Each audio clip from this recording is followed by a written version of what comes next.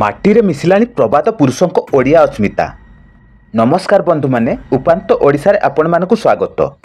1958 ମସିହାରେ ପ୍ରବାଦ ପୁରୁଷ ବିଜୁ ପଟ୍ଟନାୟକ କେନ୍ଦୁଝର ଜିଲ୍ଲା ବଡ଼ବିଲ ତହସିଲ ଅନ୍ତର୍ଗତ ମାଟକାମ ବେଡ଼ାଠାରେ କଳିଙ୍ଗ ଲୌହ କାରଖାନା ପ୍ରତିଷ୍ଠା କରିଥିଲେ। ସେତେବେଳେ ଉଚ୍ଚମାନର ପିଗ୍ ଆଇରନ୍ ଉତ୍ପାଦନ ପାଇଁ ଏହା ସମଗ୍ର ଏସିଆ ମହାଦେଶରେ ସୁଖ୍ୟାତ ଅର୍ଜନ କରିଥିବା ବେଳେ 1963 ମସିହାରେ ଏହା ରାଜ୍ୟ ସରକାରଙ୍କ ଅଧୀନକୁ ଚାଲିଯାଇଥିଲା।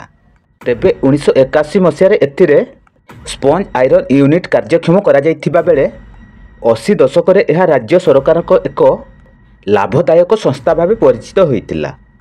1996 ମସିହାରେ ଓଡ଼ିଶା ଖଣି ନିଗମ ଅଧୀନରେ ଥିବା ରୋଇଡା ଲୌହ ଓ ମାଙ୍ଗାନିଜ ଖଣିକୁ କଳିଙ୍ଗ ଲୌହ କାରଖାନାକୁ ହସ୍ତାନ୍ତର କରାଯାଇଥିଲା।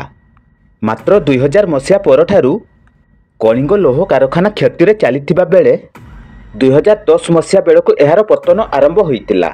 ତେବେ 2013 ମସିହା ଜୁନ୍ ମାସରୁ 9 ମାସ ପର୍ଯ୍ୟନ୍ତ 2014 ମସିହା ଜାନୁଆରୀ ମାସରୁ 8 ମାସ ପର୍ଯ୍ୟନ୍ତ ଏହିପରି ଦୁଇଟି ପର୍ଯ୍ୟାୟରେ କାରଖାନାକୁ ବନ୍ଦ କରାଯାଇଥିଲା।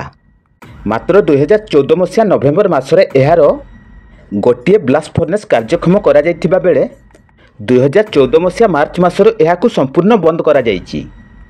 ତେବେ ଏହି କାରଖାନାଟି ବର୍ତ୍ତମାନ ଓଡ଼ିଶା ଖଣି ନିଗମକୁ ହସ୍ତାନ୍ତର କରାଯାଇଥିବା ବେଳେ ଏହା ଭିତରେ ଏକ କ୍ରସିଂ ପ୍ଲାଣ୍ଟ ବସାଯିବାର ଯୋଜନା ରହିଛି।